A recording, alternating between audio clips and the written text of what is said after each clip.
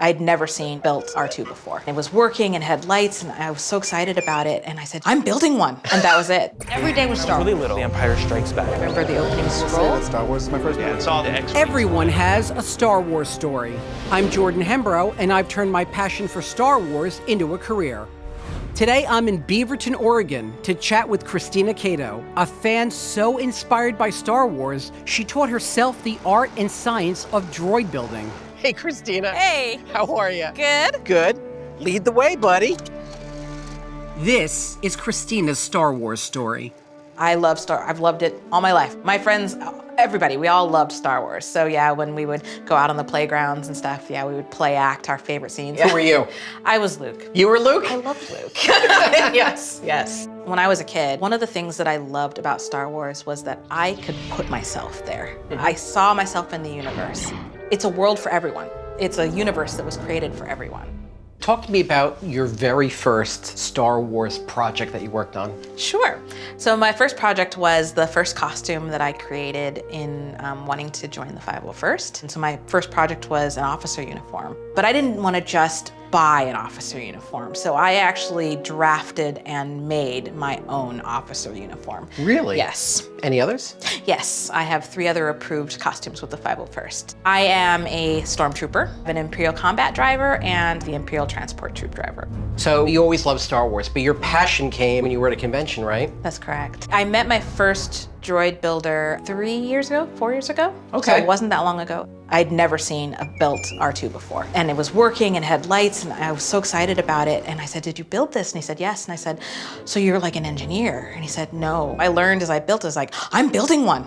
And that was it. To have someone just say, you can do this, you can build this. It was such an empowering experience for me. Where do you even go to learn something like this? There's clubs, and the droid builder I met was part of the Droid Builders Club, and he introduced me to the local builders, and so I got a chance to meet them in person. It's definitely interesting to be a woman in this club. Yeah. There's 2 of us here in the Pacific Northwest Who are building droids right now in the clubs? that have finished droids. That have finished droids? Yeah.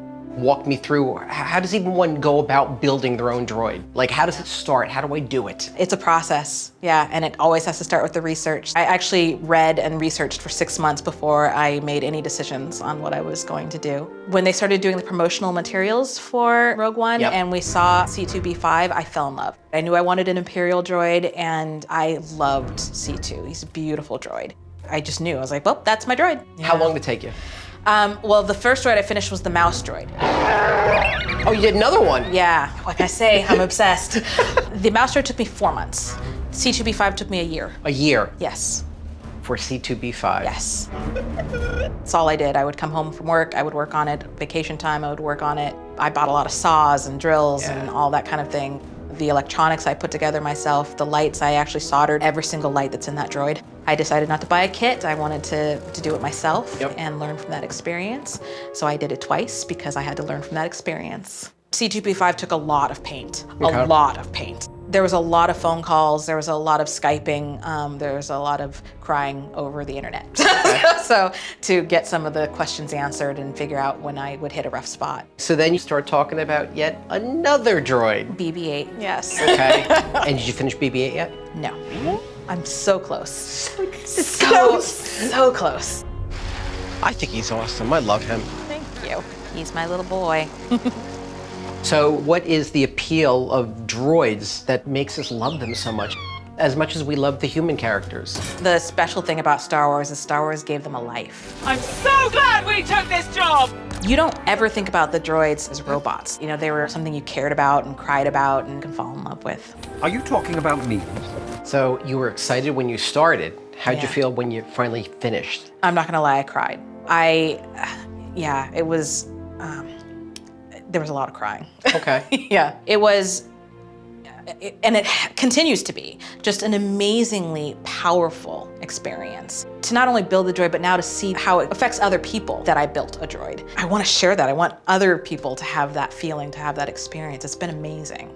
When people ask, who's driving it, I tell them it's me so that they ask questions. I really like when people ask questions. I especially love when women ask me questions, which I get a lot of. Women will bring their little girls over to me and say, she built this.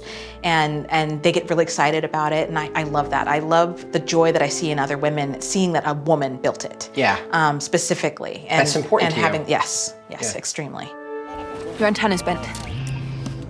Talk to me about the Stardust Builders Initiative. You co-founded that. Yes. The Stardust Builders Initiative is a Facebook group that me and several other builders put together. The idea is just that it's a nice place for women to come and support each other in droid building. There's some very shy women out there who want to build, but maybe they're just a little intimidated.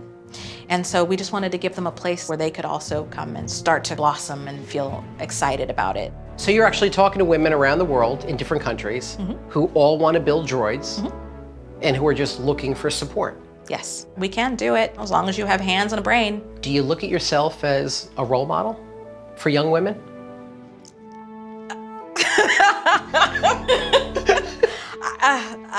Yes. Okay.